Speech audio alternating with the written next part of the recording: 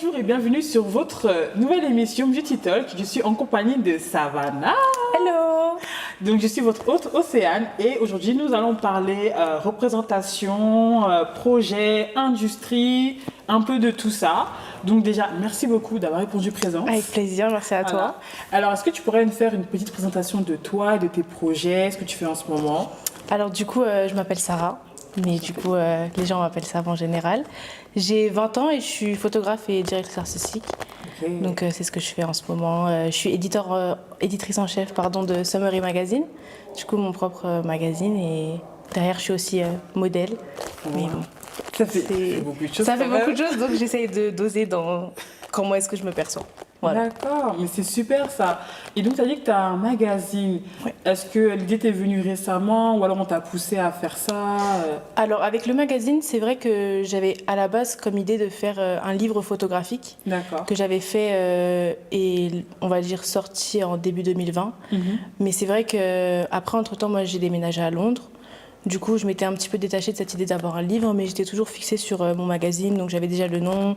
Et mon livre photographique s'appelait déjà Summery à l'époque. Et là, j'ai launch le magazine en janvier. Du coup, on a fait la launching party et du coup, bah voilà, là, je me lance tout doucement dessus. Donc, c'est vraiment un magazine qui est centré mode. Mais c'est vrai qu'aujourd'hui, je suis en train de retravailler la vision que je veux donner au magazine et éthiquement parlant, ce que je veux en faire. Mais ouais. Voilà. Waouh, c'est super. Donc en plus, tu es DA, donc directrice artistique, et tu fais aussi de la photo. Ouais. Donc tu es devant la caméra et derrière la caméra, c'est ça? C'est ça. Depuis à peu près 1 an, mais c'est ça, ouais. Oh, et comment ça s'est fait en fait? Alors le mannequinat, pour le coup, ça s'est fait par pur hasard. Donc quand j'ai déménagé à Londres, c'était sur mon retour à Londres en 2021, je cherchais des modèles pour un édito. Et du coup, j'avais contacté certaines agences de mannequinat et du coup, je m'étais rendue sur place pour avoir un meeting avec un agent. Et en fait, elle m'a proposé de signer dans l'agence. Du coup, moi, je me suis dit pourquoi pas, quoi. Donc, c'est parti ça à la base. Et est-ce que tu penses que le fait d'avoir déménagé à Londres, ça t'a ouvert d'autres opportunités, ça t'a ouvert d'autres portes que peut-être tu n'aurais pas pu avoir ici en France? Ouais, franchement, très très honnêtement, je pense que pour le point qu'on aborde du coup maintenant par rapport au mannequinat, je pense qu'une femme du coup comme moi qui a des formes en France, j'aurais pas eu autant d'opportunités qu'en Angleterre. Pas forcément pour une question de mentalité, même si je pense que ça a quand même à voir. Mais c'est vrai que le marché anglais est vraiment beaucoup plus ouvert aujourd'hui aux mannequins curvy, aux femmes qui ont des formes et tout ça. Donc c'est vrai que je pense que si j'avais pas déménagé à Londres, j'aurais pas forcément eu cette opportunité en tant que mannequin aujourd'hui. D'accord.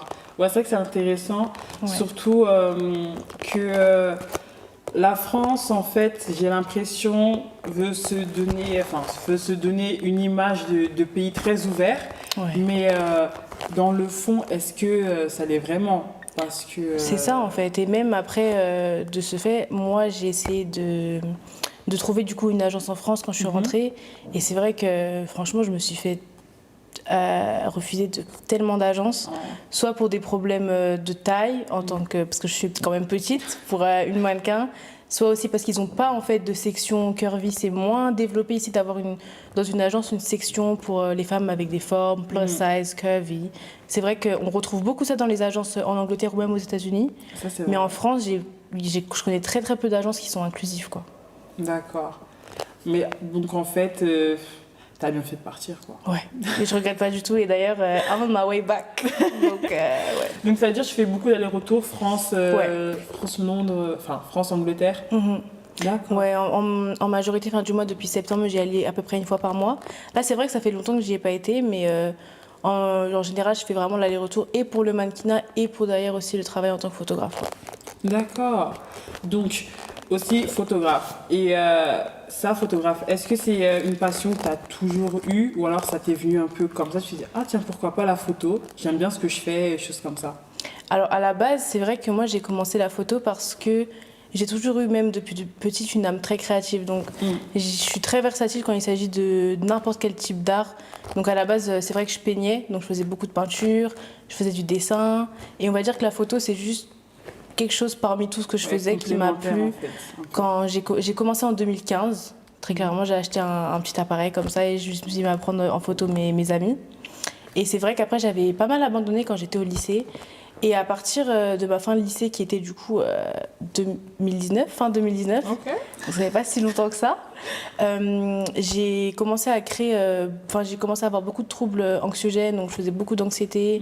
C'est vrai que socialement parlant, j'avais eu un peu plus de mal à m'ouvrir aux autres et à me sentir bien en fait en public, ce qui fait que j'ai fait une phobie scolaire. D'accord. Et grâce à Dieu ou pas, de Covid est arrivé. Du coup, il y a eu cette période où du coup, on n'allait plus forcément à l'école, mais même avant ça, c'est vrai que je me détachais vachement de l'école et j'étais retombée amoureuse de la photographie. Et du coup, j'avais fait quelques photos pour un défilé. Pendant la Fashion Week, je m'étais rendue sur le défilé Louis Vuitton et j'avais fait quelques photos et je les avais postées sur Twitter à l'époque.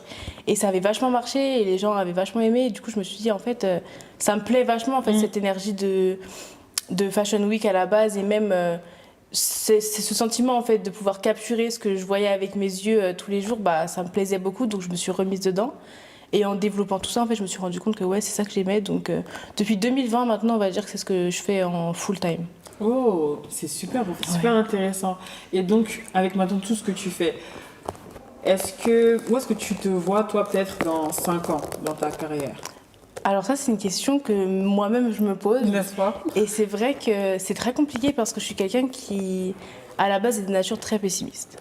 Donc je sais jamais où est-ce que je vais. Je suis quelqu'un qui vit vraiment au jour le jour. Donc honnêtement, dans 5 ans, je sais que j'ai plein de choses que j'aimerais faire, mais je suis tellement versatile, encore une fois, que dans 5 ans, je pourrais même être fermière. Peut-être que ça me plairait, tu vois.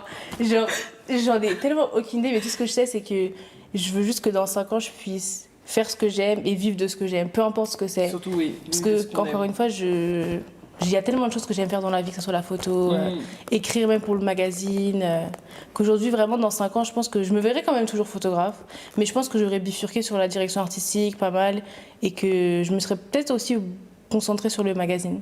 Ok, donc en fait, tu serais plus derrière la caméra, donc plutôt backstage. Ouais, c'est vrai qu'en ce moment, je me rends compte que même si j'aime énormément la photo, la partie qui me plaît le plus dans ce que je fais, c'est la direction artistique, créer vraiment des visuels, travailler sur des moodboards, même seul ou avec une équipe en fait, et développer vraiment une scène à shooter quoi. Mais c'est vrai que j'aimerais bien travailler avec des photographes qui derrière eux puissent comprendre ma vision artistique et la mettre sur papier quoi. Oh, c'est super, c'est inspirant, j'aime beaucoup. Merci. Alors, j'ai écrit un article l'année dernière, c'était sur la représentation de la femme de couleur en France et justement le manque qu'il y a à travers les médias par rapport à nous. Et je voulais savoir, toi par exemple, en grandissant, est-ce que tu as ressenti un peu ce manque de représentation ou alors, comme tu l'as dit tout à l'heure, tu as tes curvy, tu as des formes. Est-ce que ça t'a justement, peut-être ce manque de représentation, ça t'a peut-être desservi ou ça a impacté peut-être ta confiance en toi ou comment tu te vois et comment tu t'acceptes en fait? Ouais. Alors c'est vrai que pour le coup, pour mettre un petit peu un point sur moi, mon ethnicité, pour t'expliquer un peu, moi je suis marocaine, d'origine marocaine et mauricienne. Okay. Donc j'ai un côté de ma famille maghrébin et l'autre qui partage une culture qui est mi-créole, mi-indienne. Ok. Donc exactement. Donc c'est vrai que moi j'ai grandi dans une famille qui partageait les deux. Et c'est vrai que j'ai vachement baigné du coup dans ma culture maghrébine. Et c'est vrai que même en dehors de ça, bah, je ressens pas forcément une marocaine lambda parce que c'est vrai qu'après il y a aussi la mixité qui fait ça, mais je ressens pas non plus à une mauricienne lambda. Donc c'est vrai que quand il s'agit de représentation, je voyais pas forcément de filles ou de gens à qui me référer en fait. Mais aujourd'hui, moi, ce qui m'importe le plus dans mon travail, et c'est vrai qu'à la base, je prends en question le mannequinat, même quand je partais à Londres, moi, ce qui me faisait plaisir, c'est de voir des petites filles qui me ressemblaient et qui me disaient, que ça soit sur Insta ou même dans la rue, parce que c'est vrai que j'avais commencé à faire des campagnes avec Asos. Et un jour, justement, il y avait une petite fille qui m'avait reconnue dans la rue et qui m'avait dit « Ouais, je t'avais vu sur le site et je suis trop contente de voir quelqu'un qui me ressemble. » Et elle devait avoir quoi, pas plus de 14 ans, tu vois.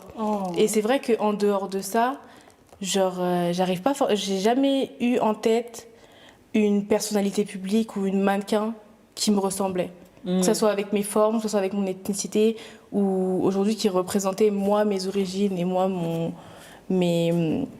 Ouais, mes valeurs, et ce genre de choses, quoi. Donc, c'est vrai qu'aujourd'hui, moi, je trouve ça super important. Et même dans la photo, pendant très longtemps, ça a été, et encore aujourd'hui, c'est ce que je mets en lumière, c'est vraiment mettre en avant, moi, mes origines, tu vois. Donc, si je peux mettre un peu plus en avant le Maghreb, mais aussi mon origine mauricienne, qui est très peu connue aussi, parce que c'est vrai que généralement, quand on me regarde, on va penser que je suis sud-asiatique. Mais ouais, pour moi, c'est très, très important, ouais. D'accord. Mais c'est très intéressant en fait et je trouve que c'est bien en fait qu'on arrive à montrer la diversité en fait des femmes qu'il y a en France et partout ailleurs. Et est-ce que par exemple tu as reçu des remarques un peu déplacées justement par rapport à tes origines ou à ton apparence? Comme tu dis qu'il n'y a pas beaucoup de personnes qui te ressemblent, c'est souvent même ce genre de critiques ou ce genre de remarques peut venir souvent de notre propre famille ou notre propre entourage. Est-ce que tu as eu ce genre de traitement toi? Quand j'étais plus jeune, du coup, Ouais. bah, c'est vrai qu'aujourd'hui, comme je t'ai dit, moi, quand tu me regardes, quand une petite fille me regarde, ou n'importe quel petit garçon me regarde, tu vas penser tout de suite que je suis sud-asiatique. Et c'est vrai que j'ai beaucoup reçu de racisme banalisé, en fait. Et quand on est petit, on se rend pas forcément compte parce qu'on en rigole. Mais c'est vrai que, par exemple, je prends l'exemple typique de quand j'étais petite, que ça m'appelait genre Paki, ce genre de choses. Et du coup, c'est un racisme qui inconsciemment ne me concerne même pas, mais que je me prends quand même, tu vois, parce que je ressemble à ce que je ressemble. Donc, quand j'étais petite, je peux pas me dire que j'ai reçu de critiques vis-à-vis de ma race, excepté tout ce qui est autour de ces insultes très très banalisées en fait. Ouais. Mais au sein de ma famille, franchement, non, je peux être honnête. Je sais que du coup, d'être mixée dans une famille maghrébine, c'est très controversé. Il y a beaucoup de débats. Même aujourd'hui, je le vois encore que la mixité chez les Maghrébins, c'est un problème. Et en vrai, j'ai pas forcément peur d'en parler, même si je sais qu'aujourd'hui, c'est vraiment quelque chose qui fait débat. Je le sais. Et je pense que je vais pas forcément donner de détails trop personnels sur ça, mais je sais que la mixité en tant que maghrébine, c'est pas toujours facile. Ok. Ouais. En tout cas, tu t'en es sortie. Voilà. Toujours. Très jolie Toujours. jeune femme. Merci. Voilà. Merci. C'est déjà ça.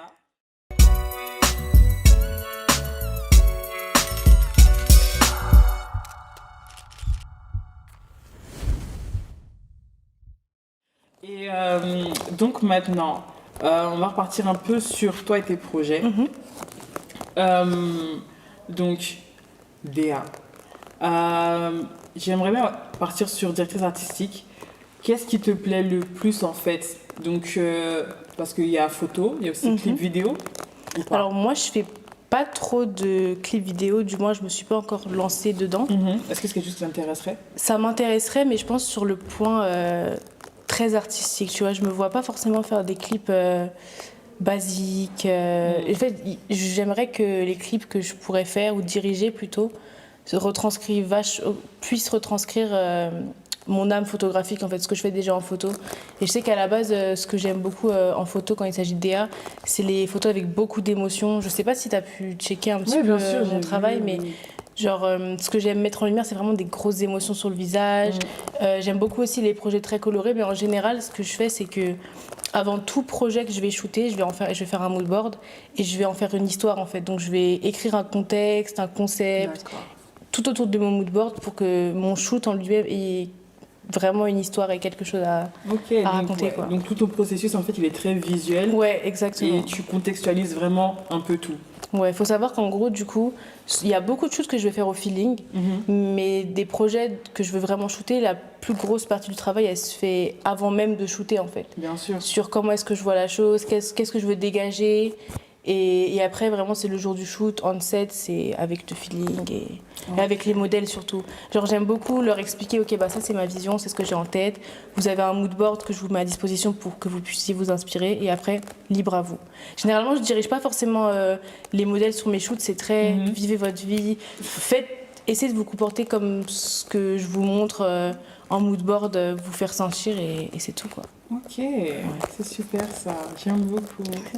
Et ben alors, merci beaucoup d'avoir répondu présent. Avec plaisir. D'avoir participé à cette émission. Donc n'hésitez pas à checker son Instagram, son magazine, ses projets, il y en a beaucoup, très intéressants. Et on se retrouvera pour un prochain épisode. Merci beaucoup. Salut. Bye.